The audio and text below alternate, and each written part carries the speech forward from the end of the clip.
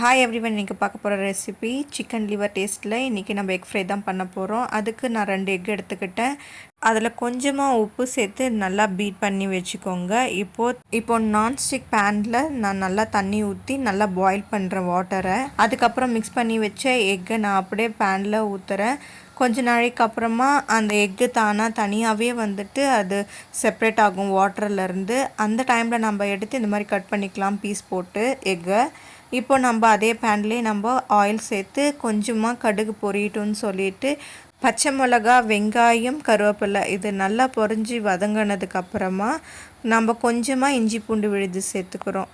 இப்போது நம்ம கட் பண்ணி வச்ச எக்கை நல்லா ஃப்ரை பண்ணலாம். அதுக்கப்புறம் மஞ்சத்தூள் போட்டுக்கோங்க. இப்போது வேணும்னா உப்பு வேணும்னா சேர்த்திக்கோங்க. கொஞ்சமாக பெப்பர் சேர்த்திக்கோங்க. இதை ஃப்ரை பண்ணி எடுத்திங்கன்னா அட்டகாசமான ஒரு லிவர் டேஸ்ட் தரக்கூடிய எக் ஃப்ரை ரெடி ஆகிடுச்சு. கொஞ்சம் கொத்தமல்லி போட்டு இறக்கிடுங்க. ரசம் சாதத்துக்கு சூப்பராக இருந்தது. ட்ரை பண்ணி பாருங்கள், உங்களுக்கும் ரொம்ப பிடிக்கும். Okay, bye bye. Subscribe my channel.